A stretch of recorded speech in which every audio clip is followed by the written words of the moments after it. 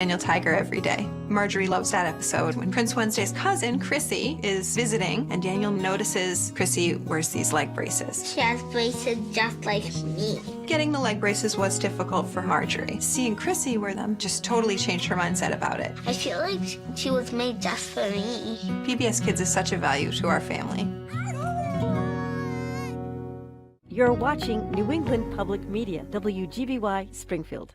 Save the date for the return of the NEPM Wine and Food Lovers Weekend, March 10th and 11th at MGM in Springfield. And we're enjoying every bite and sip. On Friday, it's the region's largest benefit wine, beer, and food tasting. Sample hundreds of wines and craft beers and taste specialty foods from local chefs. Then on Saturday, enjoy a gourmet multi-course meal paired with fine wines. Raise a glass to support public media. Tickets available now at nepm.org/wine. Coming up, we're connecting you with the creativity and culture in your community, including how a cultural hub in the Paper City is reimagining its place in the post-pandemic age. Kind of hoping to get the feeling that when people come here, they would feel like it was always here. Explore the power of hair as a symbol of culture and identity in Black and Indigenous communities. 60s and 70s, looking at the Afro, that was a statement about, hey, this is our natural state of hair, and I'm going to grow it out so that you can see it. You can't deny that I'm here. And meet an artist who channeled his grief into a passion for crafting stunning works of stained glass.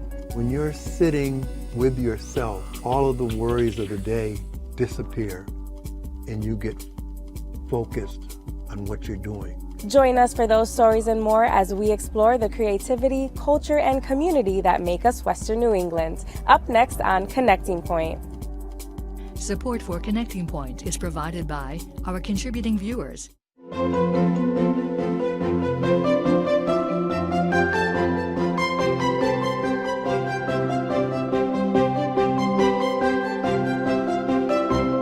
Welcome, and thanks for joining us for Connecting Point, your source for creativity, culture, and community. I'm Saidalis Bauer. Every week we explore all that the region has to offer, and today we're coming to you from Main Street in Wilbraham, Massachusetts. This quaint town center is one of the largest designated historical areas in the country and is home to the oldest Methodist meeting house in New England, historic houses dating back to the 1730s, and the prestigious Wilbraham and Munson Academy. But our first story takes us to a creative center in Holyoke. Lori Devine and Vitek Kruta started Gateway City Arts over a decade ago, buying the 19th century mill building in Holyoke as a space to create art and teach classes. During the pandemic, Devine and Kruta were forced to temporarily shutter GCA and lay off their entire 40-person staff, surviving on a combination of relief grants and private contributions. With the venue open to the public again, the pair are reimagining what the creative arts space can be. Producer Dave Frazier stopped by Ray Street and brings us the story. On a recent Sunday afternoon, Peter Blanchett performed with his 11-string arch guitar in the Divine Theater at Gateway City Arts. Simultaneously, vendors were set up in the large open space area, selling their wares to the public. Inside Judd's restaurant, folks were enjoying brunch with a Czechoslovakian-American flair. This was the vibe that owners Lori Devine Hudson and Vitek Kruta had envisioned when they opened Gateway City Arts in 2016. I jokingly said, we build this place so people don't have any more excuses not to do anything. And I think we accomplished that before pandemic. Ultimately, the pandemic put a halt on all the momentum the two had built, and this cultural hub on Ray Street in Holyoke almost closed forever. At that time, we had 40 people on our payroll, a lot of locals, but we closed, and we stayed closed for 16 months. We were faced with shouldn't we reopen? We had a huge outpouring when we said we were closing. I mean, people were like, no, you can't do that, that's our favorite place. It was really heartwarming, and it meant a lot to us. So we decided we would really try it again and try to make it work. When the two first saw this old mill building back in 2012, it still had some glimmers of its past as the Judd Paper Company. It has been a decade-long labor of love to transition this into what they call a Swiss Army knife of arts and culture, a place that inspires, educates, and animates those who want to explore their craft. The vision has evolved a lot over the years, from art and community work to music. Music became a big part of it. And then because we're in Holyoke, we needed this to be a destination. We got a liquor license. If we got the liquor license, it meant we had to have food. So then we started venturing into food and restaurants, and it's evolved over the 10 years. This is some of my artwork that much of that evolution was done by Divine's partner, Vitek Kruta, a professional artist, art restorer, set designer, and teacher. He was trained in the old world techniques of fine and decorative arts in the Czech Republic and Germany. He says he was drawn to the architecture of Holyoke when he decided to move here. In Europe, where also every big city had factories, and because it was the same time period, the buildings were actually the same architecture. They were the same aesthetics. And so moving to Holyoke, for me, it was like, well, I'm home again. I just love it here. The Divine Theater is dedicated to the memory of Laurie's parents, Rita and Hal Divine. Both Laurie and Vitek have each been involved in the arts in different ways, and the Divine Theater is a culmination of many of their interests and skills. As you can see, this is a little bit of the skills that I could utilize that I brought with me from Europe, designing the stage and doing the fall finishes and murals. So the aesthetic of this room is kind of hoping to get the feeling that when people come here, they would feel like it was always here. On the other side of the complex, past the art gallery and bistro, is the concert hall with a capacity of 500 people. Somewhere in the future, the couple imagines the various components of this multifaceted operation as independent employee-owned enterprises. For now, though, it's one step at a time after being one step away from giving up. It's a wonderful place, and it's changed, and people need to give it a chance.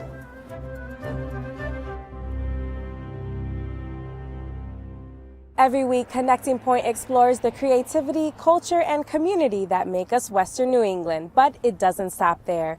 You can find us online anytime for exclusive features and content. In this week's digital exclusive, meet Peter Blanchett, guitarist, composer, and inventor of the 11-string arch guitar, who recently performed at the reimagined Gateway City Arts. It has 11 strings because when I designed the instrument and had it built, Walter asked me, okay, you want more strings in the guitar. How many, kid?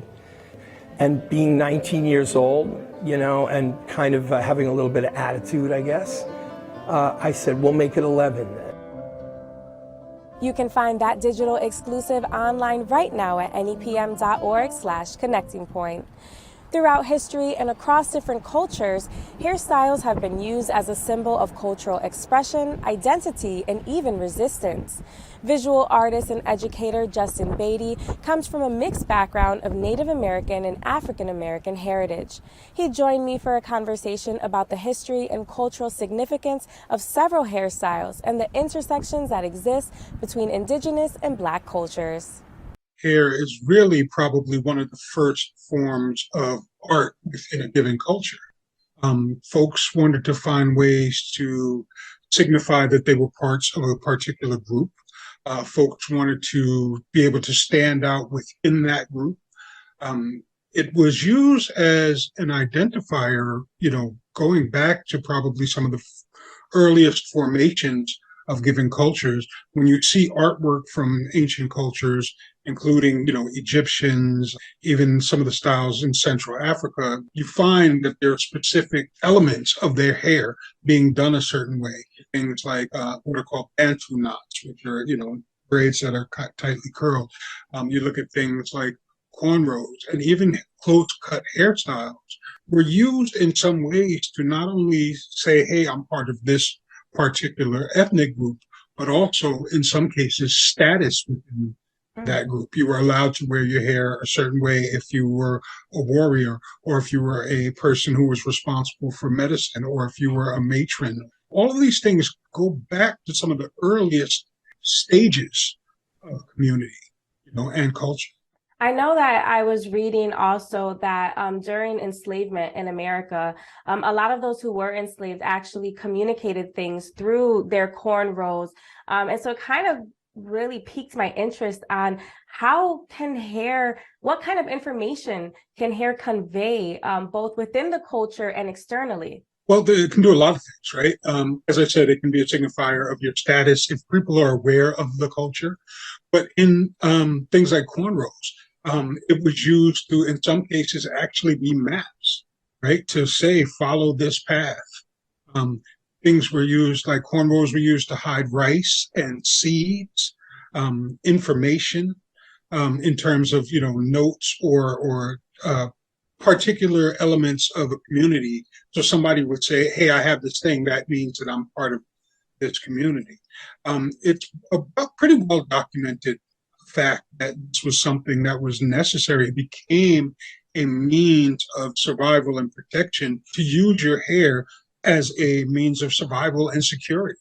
It seems that within the Black community, hair has always played a really important part, from afros to cornrows, dreadlocks to braids. How have we seen Black hair reflect Black history throughout the years? In the 70s, 60s and 70s, looking at Afro, that was a statement about, hey, this is our natural state of hair. We don't need to do anything to it. And I'm going to grow it out so that you can see it. You can't deny that I'm here. It was a identity of invisibility in the 50s, where people weren't seen as, human. And in the 40s, weren't seen as human. And how we had to look to survive going before that, the things that Black folks did to their hair to be able to operate in society, pressing their hair, using lye, perms, all of these things. And then in the 70s, 60s and 70s, when we started to take ownership of our Blackness, we started to look back to what was going on previously in Africa. What were the things that we weren't allowed to do? And we started to express ourselves in those ways. So going into dreadlocks, afros, even fades of certain kinds, that was a way to say, hey, we're still here and we're still connected to our Blackness, to our cultures that we developed here, because we didn't necessarily have access fully to our individual cultures based in Africa. Now you're starting to see very intricate braiding patterns. You're starting to see people using color, people actually using accessories in the hair, where the beads are entwined and braided into the hair and not just on the end. Hair and fashion shows, people are really pushing the limits of what you can do with hair. But all of that still holds to the aesthetic that is accepted by a particular community, right? Because that's where it comes from. What is acceptable is determined by culture and by accessibility to culture. When you see something that's kind of outside of that, you go, oh, I'm not so sure. But when you see stuff that's part of it, it's grown out of all of this time and out of cultures evolving over time. And I want to expand on that because it's really fascinating and interesting. In the past several years, we've seen this country have a racial reckoning, and I think there's also been some increased attention on hair discrimination. But you touched on it a little bit. How have professional and social situations affected cultural hairstyles and the people who wear them? How have we seen that play out? You have people that feel, okay, I have to conform in order to be able to have a job and take care of my family, right? That's a standard. What is accepted as professional wasn't necessarily developed with our cultures in mind. Then you have the opposite of that, where it's not a matter of the professionalism itself as much as it's a matter of saying, this is who I am, and I should be allowed to be who I am in every context, whether it's in the workspace, in home space, recreational space. That should not dictate what I'm allowed to do. And as we've just discussed in this conversation, hair really is more than just hair. So what would you want people to know and understand about this cultural art form? I think it's important to understand that it's something that most people have. Is there a difference in hairstyles, hair types, hair color? Absolutely. But it's something that identifies us as human. And so when we can start to have those conversations, when you see something like, man, that's cool. I wish I could do that with my hair. That is something that we can stand and have the conversations around. It's something that most of us have, or why we don't have it. Maybe you have alopecia. Maybe you're like me. I cut my hair in honor of a family member that was passing years ago, because that's a cultural thing. We can find ways to connect. We can find ways to experience being human outside of ourselves. And hair, although it's maybe an unlikely and unexpected way to do that, it is still a way to do it.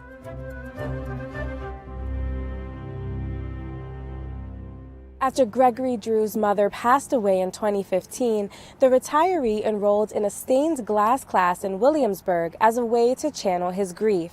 His passion for the craft grew from that initial class, and Drew found a second act creating countless works of stained glass art. Connecting Point's Brian Sullivan spent the day with Drew in his studio to bring us this next story. It's mid-morning, and Gregory Drew is making his way into what is known as Kiss My Glass Studio One. If there was an adult version of a playroom or toy box that so many of us had as children, for Drew, this might be it. With seemingly every tool and piece of material needed to produce stained glass art at his disposal, this is more than just a playroom. It's a fortress of solitude. If you have a studio like I do, you find that when you're sitting with yourself, all of the worries of the day disappear and you get focused on what you're doing. That opens up your mind for different creative thoughts to just penetrate your head. Drew has only been practicing his craft for a little more than 6 years, but to look around his house, it's easy to think that this has been a lifelong pursuit. One may even wonder why there is so much of it here. Pieces like these would very likely be sought after by many people who would pay a pretty penny to have them in their homes. Turns out, they've all got sentimental value. If you have a piece that has 150 pieces in it, you can pick up each piece and spend as much as 20 minutes on one piece of glass within the different phases: cutting, grinding, foiling, soldering. So you get an attachment to it. Almost like a child, you grow with that piece and you never want to part from it. So that's what happened to me. I make pieces and I just like holding on to them. We should mention that many of these pieces can take months to produce, which is fine during the final couple of days that it's being made. But even artists need some instant gratification every now and then, when their projects leave them feeling like every day is another day of unfinished business. Gregory Drew came up with an answer for his quick fix craving: stained glass bow ties. They only take a couple of days to make, and they serve a functional purpose. If you were to look at them, you might think that they're just something they're decorative. But I take the time to put a band on them. You can actually wear them. I personally wear one to church every Sunday. I don't wear cloth bow ties that I used to tie myself. Now I put on a glass bow tie every Sunday. The work that Drew does now is a far cry from what he did as an employee of the phone company for 34 years, but the location never changed. He's still right here in the city of Springfield, where he was born and raised, now in a neighborhood that's only a stone's throw from Forest Park. Most of Gregory Drew's neighbors probably have no idea the type of artwork that he produces in his studio, and that's just fine by him. His under-the-radar existence allows him to keep doing his art for fun, so that it never feels like work. When I initially came up with the name Kiss My Glass Studio One, the Studio One was added because I thought there might be a Studio 2 and a Studio 3 and 4. But I'm really doing it for fun and for people who really appreciate someone. If I see someone who really appreciates something and really are into it, I'm more anxious to want to do something for them because I know they appreciate it like I do. But down the road, I don't want to really do much more than what I'm doing now. I just want to putt along the way I'm going.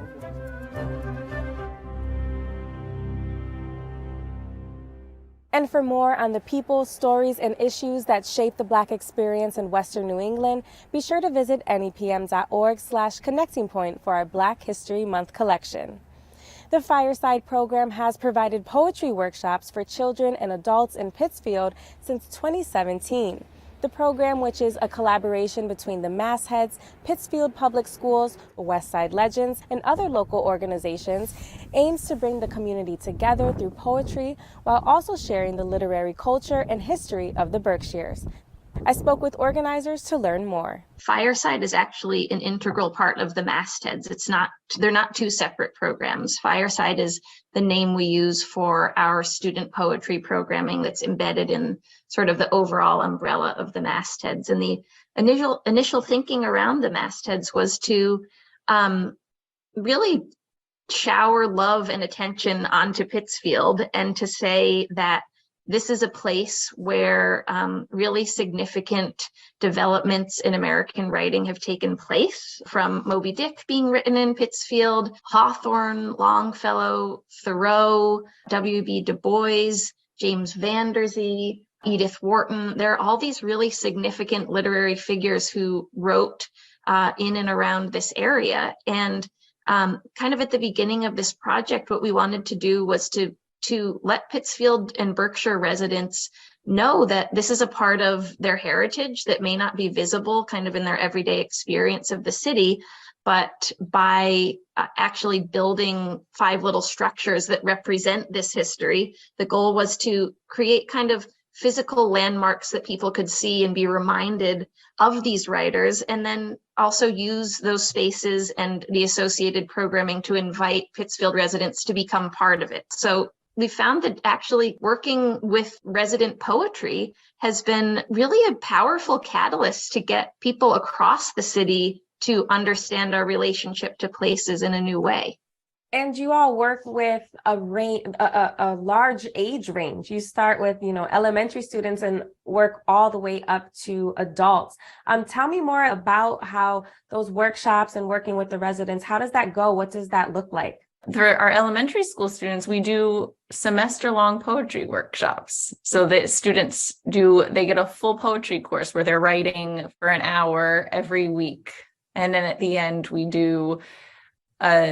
created a student anthology of work, and then we always pair every workshop with a design project so that not only are students writing and accessing this literary history, but then their words are put out into the city where everyone can see them and where the students can feel empowered and the city can feel empowered and connected.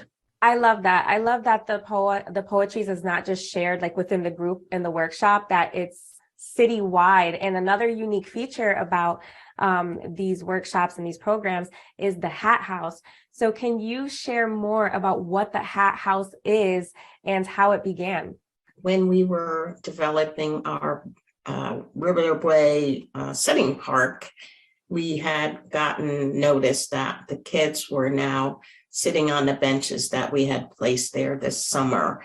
And so it got us to thinking about engaging the young folks when they come in there and wait in the park. We were talking about maybe some great murals, some inspirations. And I suggested, once it gets a little colder, that we have some type of a box for them if they forget their mittens and they're standing there at the bus stop, because, Western Mass is known for the very, very cold days. I want to say it has been a joy to watch everyone in the neighborhood and in Pittsfield dropping things off, socks and gloves, and they're saying it's going to be cold, we need to refill it. So the whole community really has rallied to make sure that the box stays full. And, we had worried about somebody coming and taking all of them, and they have not. They have been respectful. And so it's really bringing a lot of pride back to the community. And the items in the Hat House are unique in itself. I know that there's a nice little touch to some of the hats that are being offered. Sarah, can you tell me more about what you can see on the hats? On every hat, there's a line of student poetry. We took excerpts from poems that they wrote this fall, and we worked with a local company called Elegant Stitches to have the lines of student poetry embroidered on the hats. Do you want to share some of those lines with us? There were 26 students in our fall workshop, and every student has a line of poetry on a hat, or on many hats. Some say, "I'm a small bird, but I feel huge. If you can't slay, I will show you." I think there was one I saw that was like, "When I'm sad, I read." When I'm sad, I read. I love that good. one. Yes, I did good things today. So sweet. There's one I love that says, "I wish to go home now." we can all relate to that one, right? They're so relatable, and they're also so surprising. You can't imagine, you could never imagine writing such a thing, but when you have all of these collected voices together, it's really magical. And then we also include the anthologies in the Hat House too, so people can read the lines of poetry on the hat and then go find the poem where they originated. And that's just also so special. Like the poem that I did good things today came from, it was just it just sort of encapsulated like the human experience. It was like, well, sometimes I'm happy and sometimes I'm sad, and I was having this hard time, but I still did good things today. And it's just like, It's just so uplifting.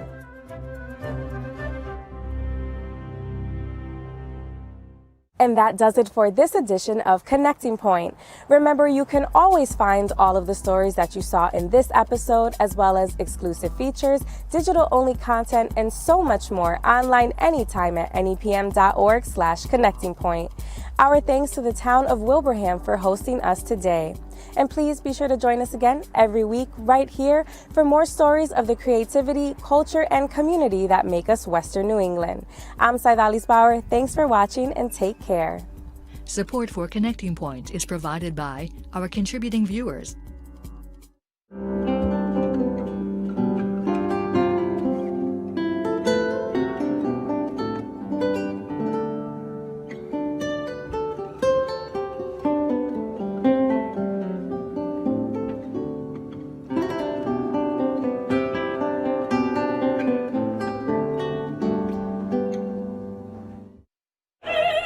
From Carnegie Hall, two sensational divas got together to sing spirituals. Enjoy how Kathleen Battle and Jesse Norman made history through the magic of spirituals. There's so much life in that music. On Great Performances. The Magic of Spirituals, Friday at 9 on NEPM. Westfield. Sleep. Sleep. Yes. As schools match wits, pits area high schools against each other in a fun, competitive quiz show. Smith. Jackson. Jackson, yes, that's correct. Play along with us on social media and tune in Saturday night at 7 as Westfield meets Smith Academy on As Schools Match Wits. World Defense 430, please.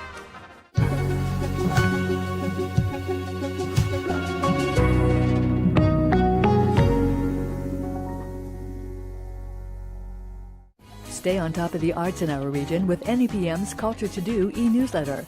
Read about local performances and openings, and find out about upcoming features on Connecting Point.